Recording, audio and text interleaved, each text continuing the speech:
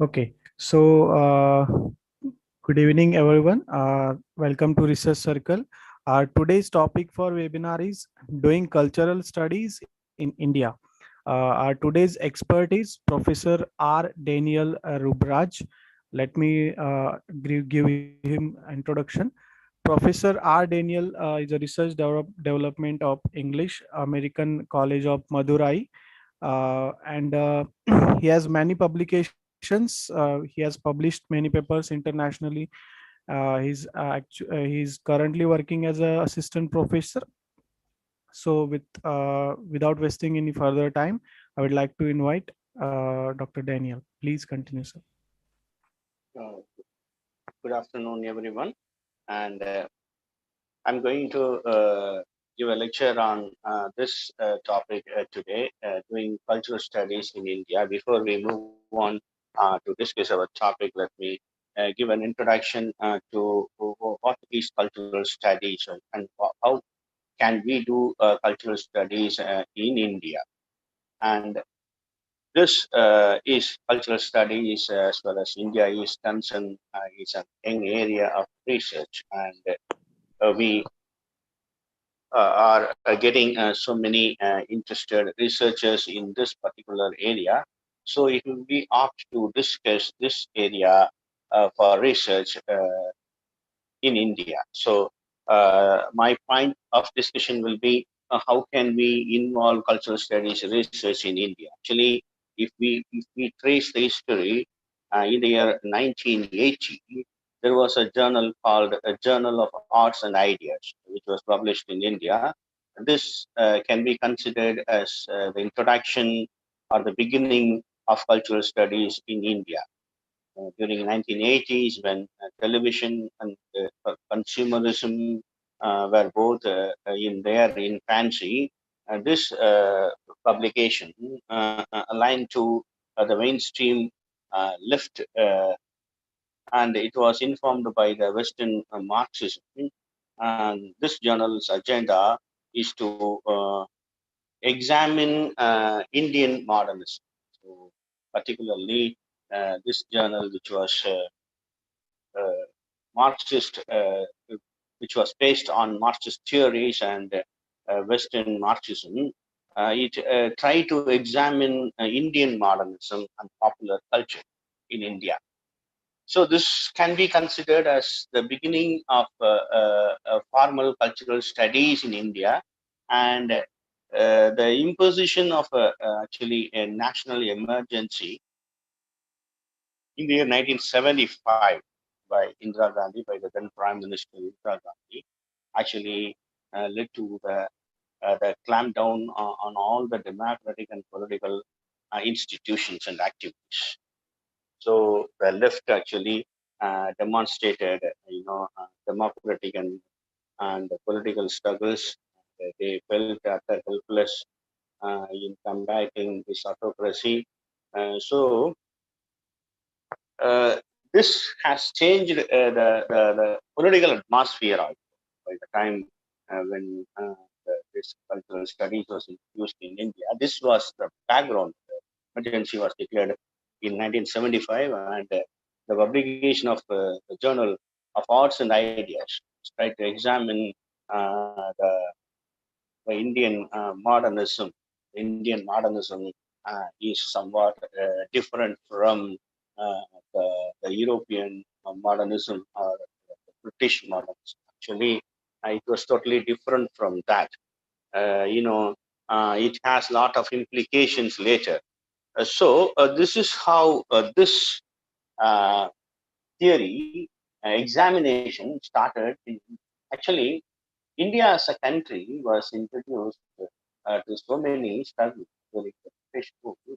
The Britishers, on the other hand, united India. We have to say that they brought in a common culture for our country, and they actually they established so many institutions which stood as a pillars of culture in India after the unification of many princely states.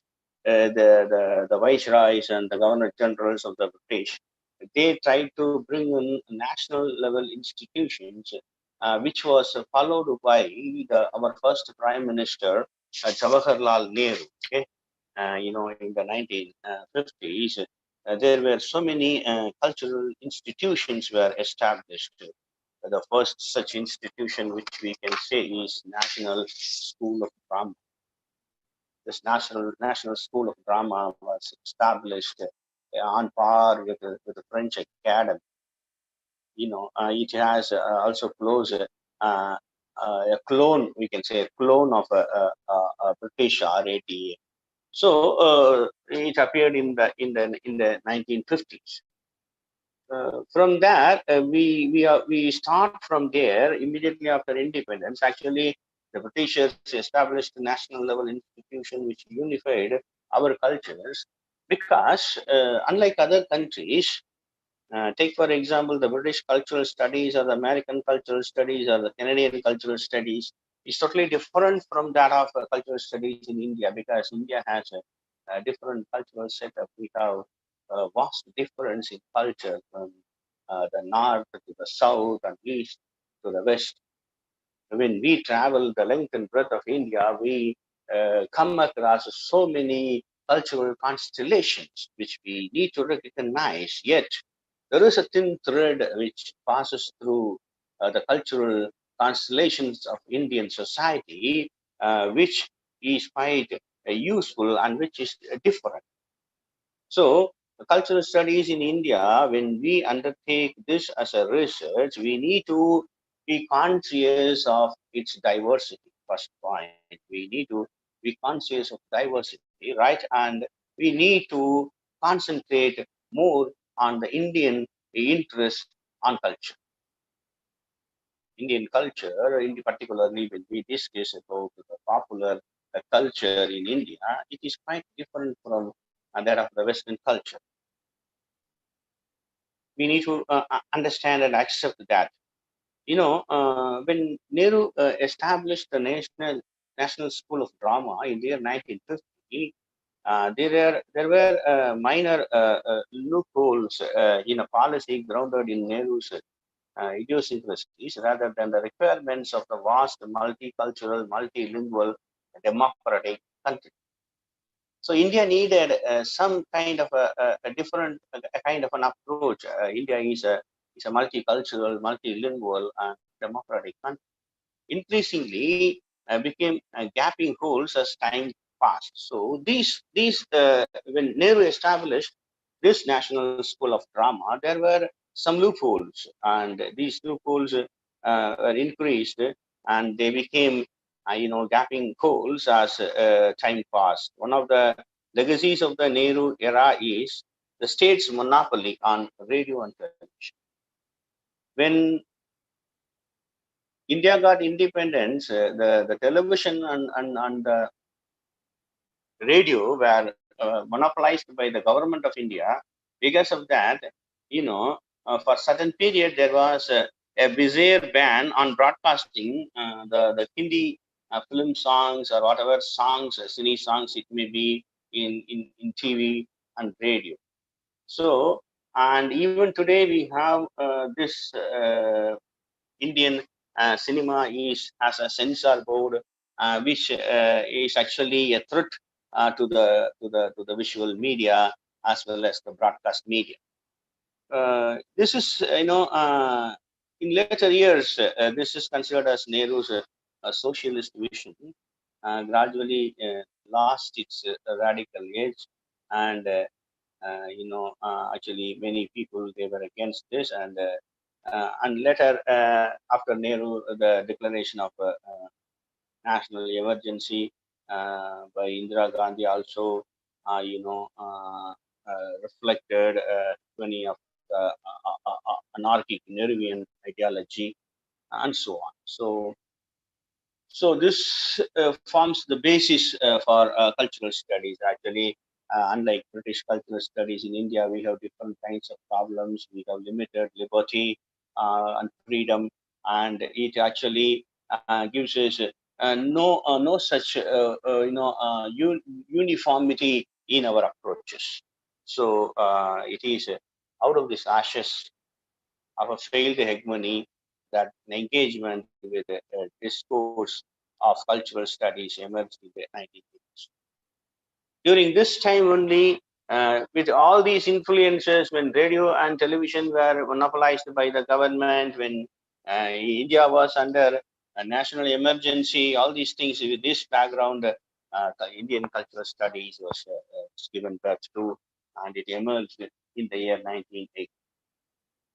The IPTA, a Nehruvian model of nationalist realism, was indifferent or blindly hostile to the model of rationalist nationalist realism, was indifferent to blindly hostile to the emerging Indian mass culture.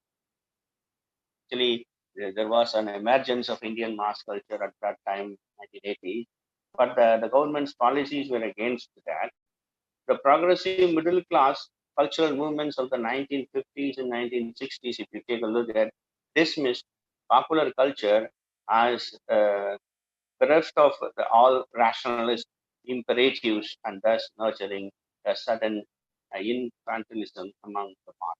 So, it preluded a sustained interrogation of popular Hindi film, which successfully marginalized Hollywood in India. Actually, in the 1950s, if you see, slowly the Hollywood movies were slowly replaced. The Hollywood movies were marginalized by the emerging Bollywood movies, and regional.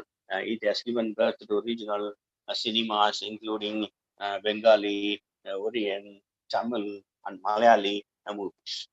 Actually, India, if you consider Indian cinema as a whole, it has a lot of potentialities.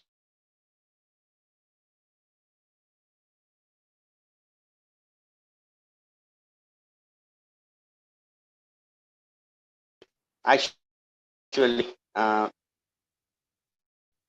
which reflects our culture and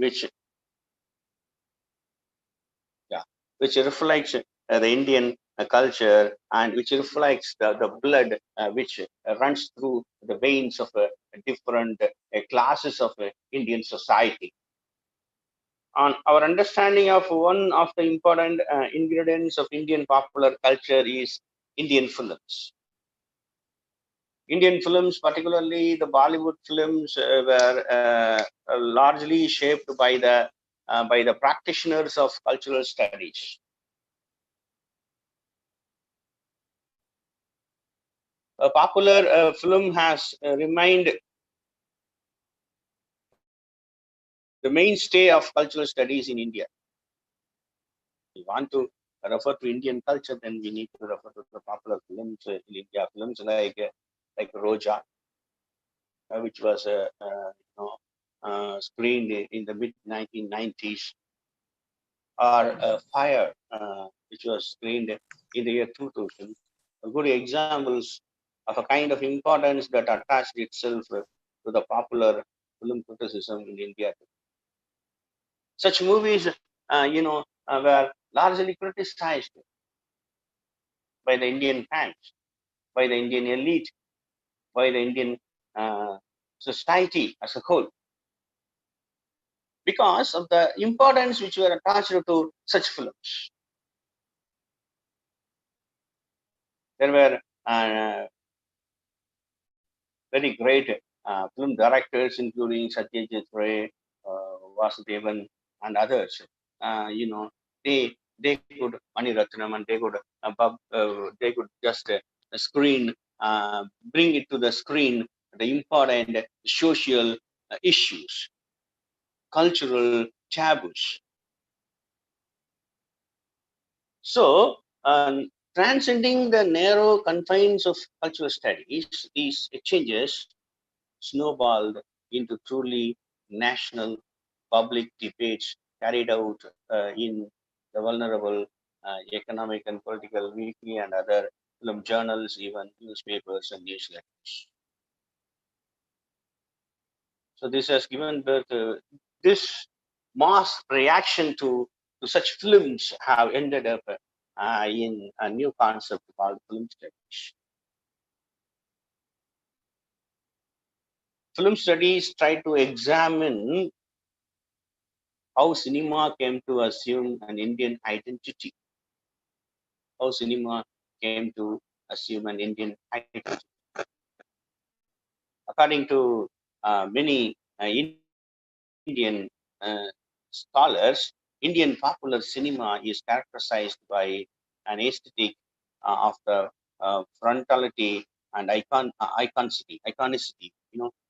These terms have been used to situate the articulation of the mythic within painting, theater, and cinema through frontal address surfaces.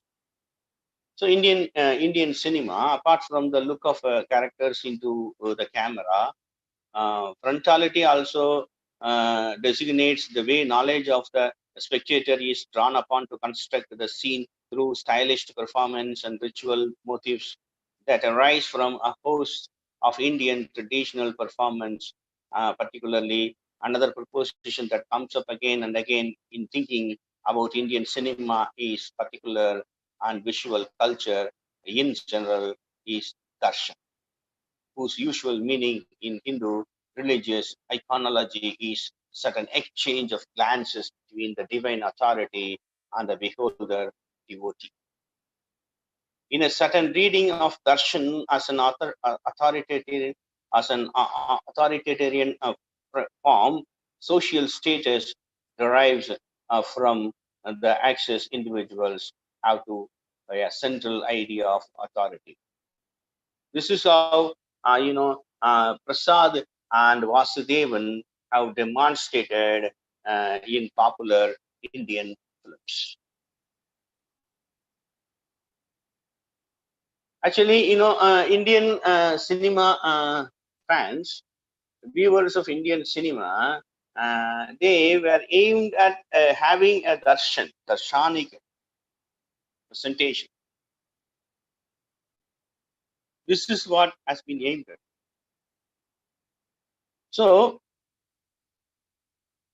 while the scholarship on a film is almost based on reading films as text and analysis of narrative, works on television tend to emphasize the politics of perception. The works we have on different phases of the career of television in India are basically ethnographies of reception and formation of audience. So there are so many different kinds of views. Rajagopal's monograph, based on his research on the reception of televised Hindu epics in the early 1990s, is the most ambitious, seeking to theorize the epochal nature of the intervention of television on Indian public life. So in the 1990s, major Indian epics were televised, telecasted through television series, which gained attention of the popular culture in India. And this as a different, this is a different version of the Indian epic, which is actually given. The Indian epics were given a darshan instead of reading. When you read the Indian epics in epic form, in literary form, the Indian devotees had a different kind of an experience. Whereas when they were given a darshan through these television serials, they had a different kind of an experience, and this actually attempted to study the Indian culture, and this also can be considered as a revolutionary idea, or a modern idea which gave birth to Indian cultural studies. So, with this, we understand that the modernity in India, you know, the modernity in India can be called as a cliched binary of a corrosive modernity as opposed to reassuring tradition. So we must understand that there is a conflict. It is modernity is a cliched binary of a corrosive, tradition. So it shapes much of the art historical discourses on modern Indian art. So everything when modernity, India started experiencing modernity from 1980s, everything underwent a study, a change, underwent a transition for that matter. So India was given a new culture called the visual culture from 1980, maybe 1987, 1990s, where the peak years of visual culture. You know, mm, visual the introduction of visual culture were a boon to art historians and visual historians and others. So, institutions of art is a new kind of an exercise which exposes not just the historicity of art, but also its implications with the politics of the day. So, this is actually is happening from the modernity from the years 1980, and cultural studies is when you look at it with the English perspective or the British perspective, cultural studies is also challenging the discipline of English literature in India because of the emergence of this as a formal uh, research, as a formal study of approach. This has changed the study, not only art, literature, not only art and drama and the visual media. It has its implications. It has its challenging uh, implications on English literature too. For many years, despite a vast institutional base, there never there never was any serious interrogation of this discipline from the rank of its practitioners. The initial reception of Gauri Vishwadhan's Masks of Conquest, Literary Study and British Rule in India, which was published in the year 1989, was lukewarm till the ascendancy of post-colonialism made it possible to remain impervious to the range of audience. New questions raised in the wake of Sid's, Baba's, and the Spivak's works. So, the need to interrogate the formation of Indian English and beyond it, the vernacular literary traditions cross-fertilized by English comes across quite clearly in two pioneering anthologies. Rethinking English essays in literature and language history, and the Lie of the Land, English Literary Studies in India, written by Rajan in 1992. These two studies, major works, made a cross fertilized, and made these pioneering anthologies made Indian English literature, the study of English literature in India, revitalized or reshaped. Actually, the contributors of these two books, they pose uncomfortable questions about the burden of English.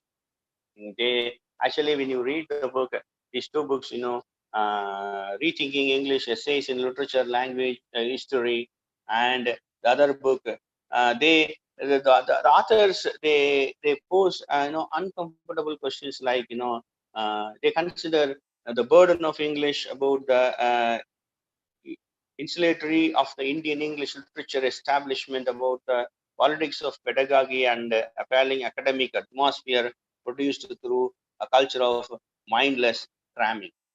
So here, atmosphere produced through a mindless culture cramming Fallout from these recent developments has been a steady swelling in the ranks of people trained in English literature professing to do cultural studies.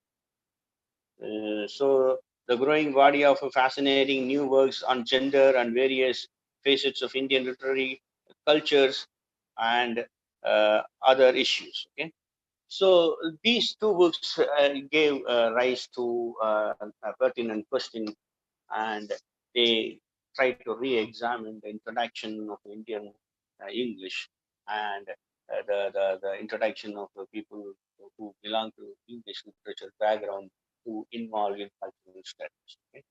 So, Indian cultural studies actually have another tendency.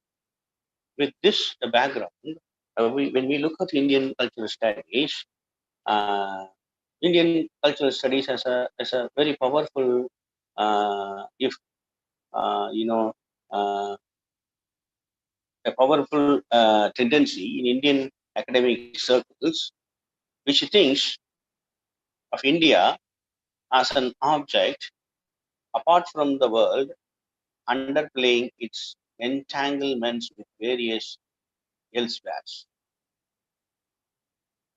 Recently, Dareshwar, a self-styled guru of cultural studies, mooted a program for reinventing it for India. Cultural studies in the West has failed to generate any significant theoretical insight because it studies trivia like hairstyle, Star Trek, rap, or etc. But if it is to get off the ground here in post-colonial India, it must take aim at the heart of our present. Our present is the difference between Western theories of ourselves and our methodology of Western theories. So Indian cultural studies, he says that how the Westerners look at us and how we look at the Westerners should be studied. And it should, the Western cultural studies limits itself to hairstyle and Star Trek and rap music and other things. But we must go beyond that. India has a lot of potential to go beyond that. We must study the Western influence on us and our influence on the Western constellations of cultural study. So for this, Indian cultural studies must generate an authentic self-description, an authentic self-description, necessitating the construction of a methodology of Western theories of us. For all his uh, native opposing their theories of us and our theories of ours, as if we and they are stable originary locations, as if identity is an unproblematic self-presence identified to itself, as if identity itself is not stimulated in the play of difference and repetition. So Dhareshwar articulated with a exemplary clarity the epistemology of third world nativism. One must not underestimate the force of conviction that nativism carries. He expressed nativism.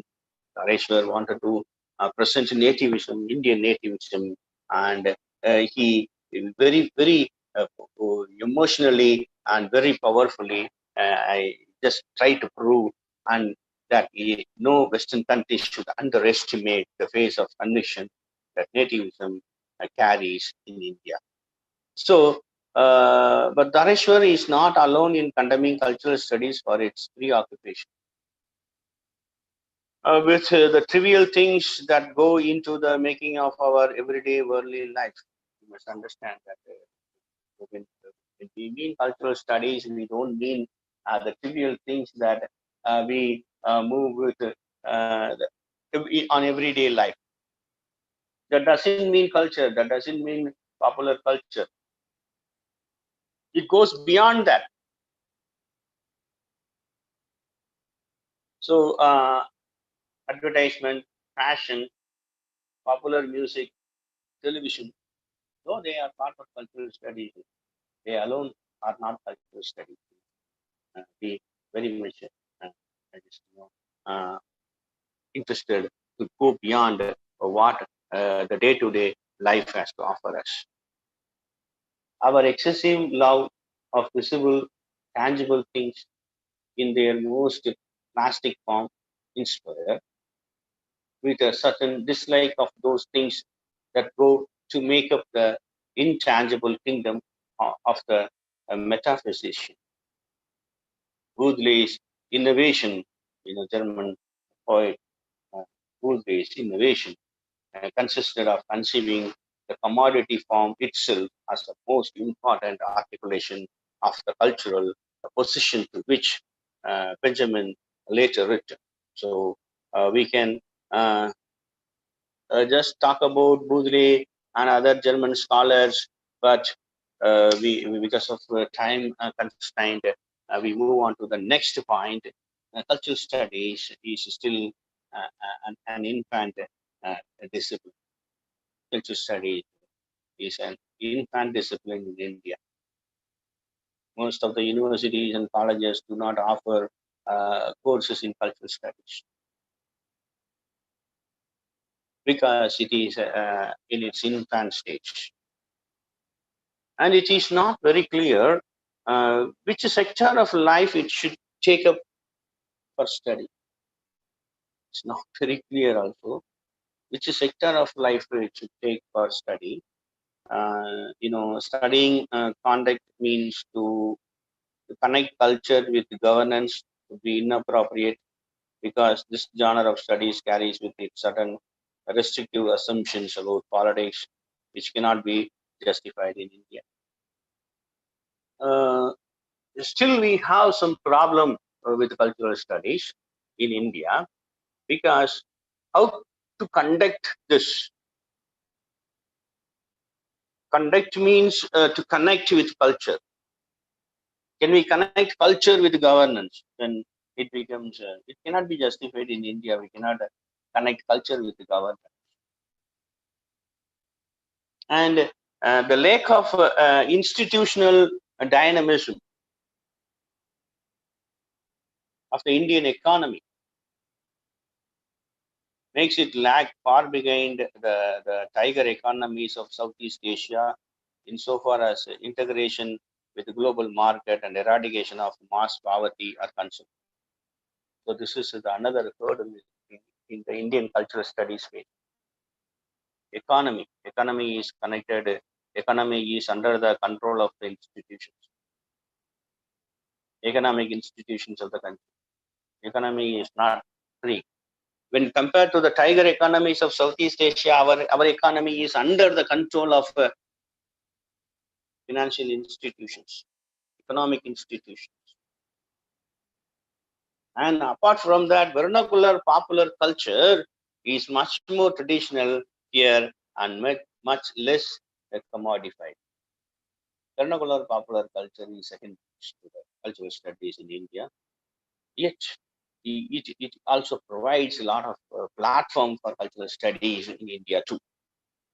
What has surfaced in the course of interrogation of this traditional popular culture actually is the dissonant possibility that the very ontology of representation and the way it constitutes the experiencing subject or mind might be radically different from the Kantian problematic of representation and the representational mind.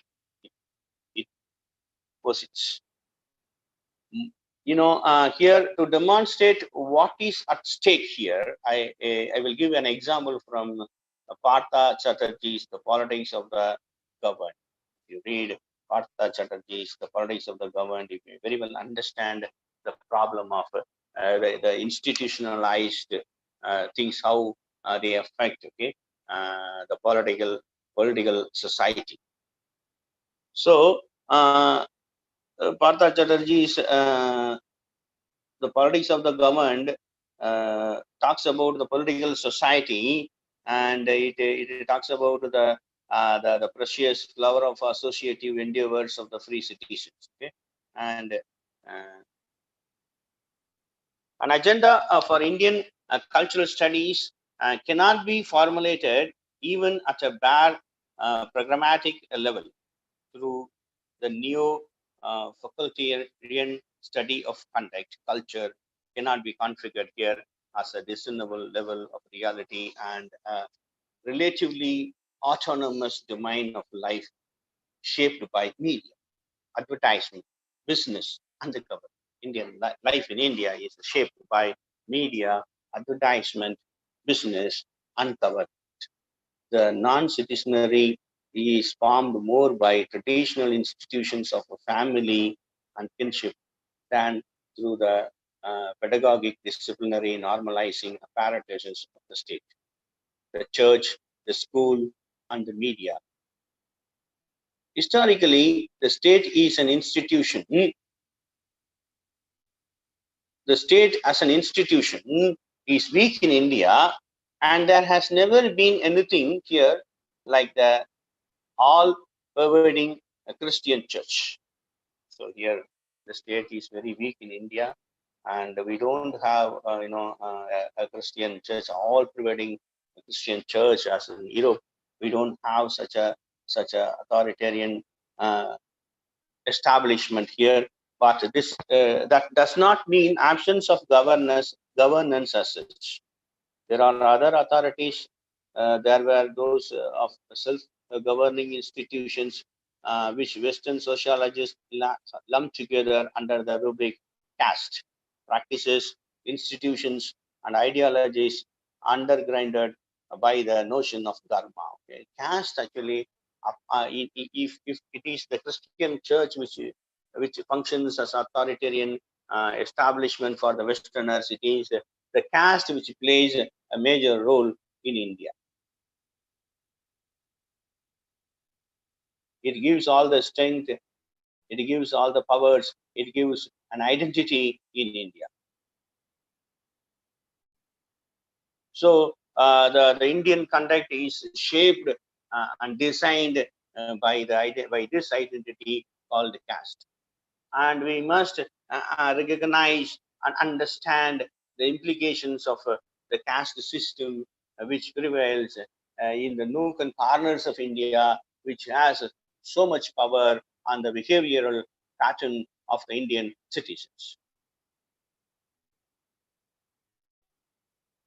At this point, it is necessary to clarify the historical semiotics of manners. So we must use manners in Indians use manners in their larger argument against the recitation of classical civic virtues. Indian nationalism, by staking its claim on what Chatterjee called the inside. Indian nationalism, in his book, Chatterjee calls it as the inside, did initiate a new regime of conduct for the national people. Actually, Indian nationalism is a political theory which was advocated by Mahatma Gandhi, and it was followed by so many other leaders, uh, including Chakrabarti and others. And it was actually a political philosophy which talks about so many things. Okay, so uh, this study of nationalism, national spirit, which is an embodiment of Indian culture, which is an embodiment of unity in diversity in India. There are so many different cultures, so many different societies, linguistically and culturally, traditionally are different. Yet, what unites them in India is Indian nationalism. We must understand when we make an analysis, when we do cultural studies in India, we must take care of this as a very important element in Indian cultural studies, because nationalism was, at its peak when India was struggling for freedom during 19 19 to 1947, when Mahatma Gandhi was its leader. His spirit of nationalism can be otherwise considered as political spirituality, is a matter of concern for many Indians. And this nationalistic spirit, which runs through Indians even today, when India is facing difficult situations. People have their own regions, their own languages, they are regionalized, they are limit themselves to their regions. Even politics is limited to the regions. Yet, when there is a difficulty for India as a nation, we can find the nationalist spirit, the nationalist spirit which is evoked among all Indians. So, when we do cultural studies, we must. It is not only nationality, it is not national spirit alone. It is imbibed in the Indian culture, which was actually uh, grown by many patriotic leaders of our freedom struggle. And the subaltern cultural studies. As I said earlier, that subaltern studies is a main a different, which is not so familiar to the Western cultural theorists.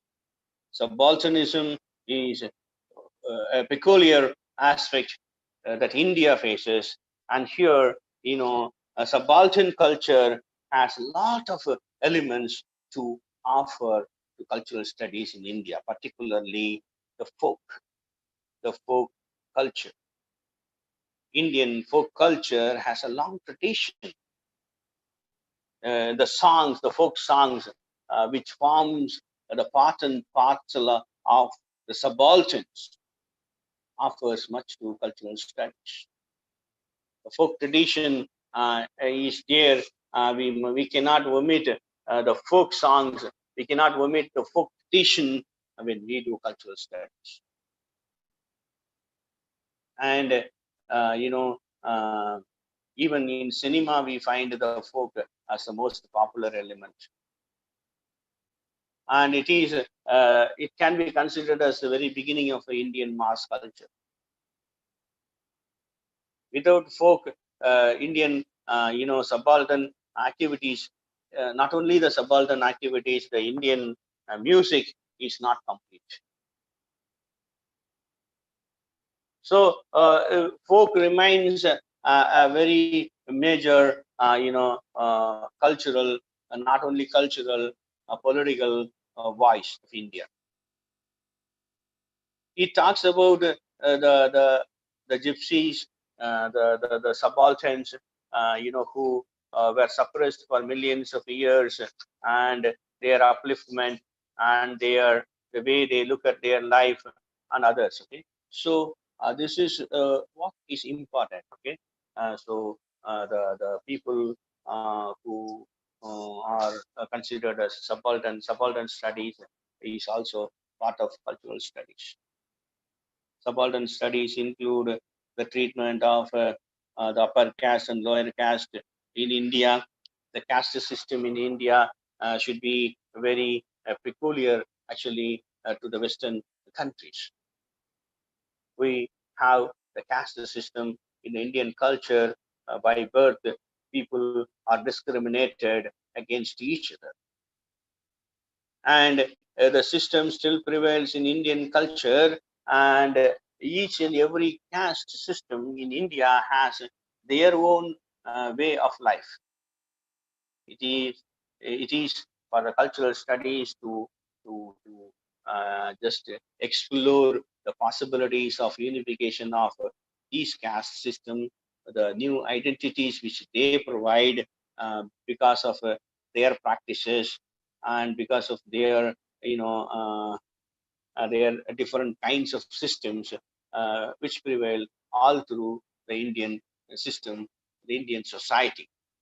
The Indian society is divided into so many regions, and every region has a particular and peculiar problems. Some people are called as people belonging not to the upper society, but they though they are economically poor because of their position in the society. These people are considered as subalterns. They are economically, politically, educationally, they are considered as subordinates because they belong to the category of subalterns. Though they have the strength and energy to provide everything, they are not offered a good education system. They are culturally not treated as equals and so on. Yet their culture, they possess a very rich culture, unlike the Western gypsies and the American homeless people, the Indian people, subalterns. They do have a lot of literature among them, particularly the folk and other dances which they practice are marvelous constellation of Indian society. They do represent the Indian epics. They do represent the traditional Indian society as a whole, the way of life and everything. So India is a peculiar country of marvelous wonders and beautiful traditions. People who want to involve in cultural studies in India must be aware of these traditions. Everything, the food habits, if you take up the food habits in India, it is entirely different. One man's food is another man's poison. The North Indian and South Indian dishes basically differ from each other, yet they use many of the ingredients used in the Indian food, particularly the so-called Indian masala, is quite famous and quite known for in the Western countries. So, from Indian food, from Indian habits, from Indian subaltern system, Indian society, uh, there is a culture wherever you go. Indian cultural uh, theorists should understand, should keep researchers in cultural studies should keep these things in mind. We have a lot of differences. We have very minute, practices which prevail for millions and millions of years in India. India is a different country, unlike the Europe, particularly England, or US or Canada. Indian continent is quite different from such things, and India is different from other South Asian tigers, you can call them. India may be economically not very much powerful, but it has an aspect of a very rich culture, and there are so many contradictions. Cultural, if you want to do cultural studies in India, you become successful only when you understand these contradictions.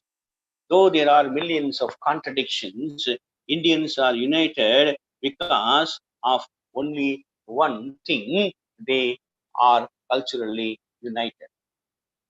They have different practices, different traditions, different kinds of food habits, different kinds of music. In India, we have so many kinds of music, traditional and modern music. In India is different. We have folk, we have Hindustani, we have traditional Bharatanatyam, we have so many other systems, dance systems, music systems, art forms. There are different kinds of art forms. Yet it is united. There is a thin thread which unites all parts of India, all people of India, whether they belong to the subaltern or to the upper caste in society. Everybody is united. This should be understood by the Indian cultural researchers. Actually, Indian culture, not only Indian culture, Indian cultural practices, though they have different, so many contradictions and differences, they are united. We must find unity in different kinds of practices in India. And then travel. In India, we have a lot of places travel in India. is a remarkable experience. Indian, not only the Indians uh, who travel the length and breadth of India. There are every year we have millions and millions of Westerners visiting India as tourists, and they have Indian tourist experiences have vast potential. It represents the mix of culture. In Indian cities, you find when you travel to different cities, you find the multicultural aspects of Indian cities, the cosmopolitan elements of Indian cities like Cochin and Goa give us a global reputation. So, Indian multi-ethnic, multicultural, multilingual Indian societies, Indian cities do exist at present. We are internationally connected people of different ethnic group. They live in India and they form the Indian society. People of multilingual, people who speak different languages do live in cities, in many cities in India, and they do bring the cosmopolitan atmosphere of Indian society. And we must also be interested to know not only the multicultural system which is available in India, and we must also try to understand the cross-cultural practices, of the popular culture in India. Actually, it gives us a lot of energy, a lot of interesting anecdotes when we touch across, when we travel through the cross-cultural practices in Indian society. Though we belong to different ethnicity and different groups, we belong to different regions of India.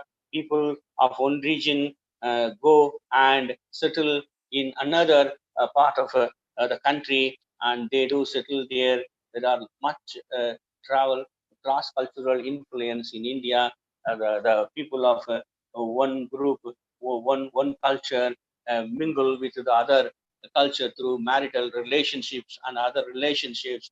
Because of that, we have cross cultural society present in India. And no Indian society is chased of its culture because of millions and millions of interaction with the other culture. There were cross cultural societies which exist all around India. So, doing cultural studies in India is a marvelous opportunity not only for the academicians, but also for everyone who is interested to know about India. So, with this, I conclude my lecture on doing cultural studies in India, and I request the organizers to take up. Thank you so much, Dr. and Professor Daniel. If someone have question, they can ask. They can unmute yourself and ask the question.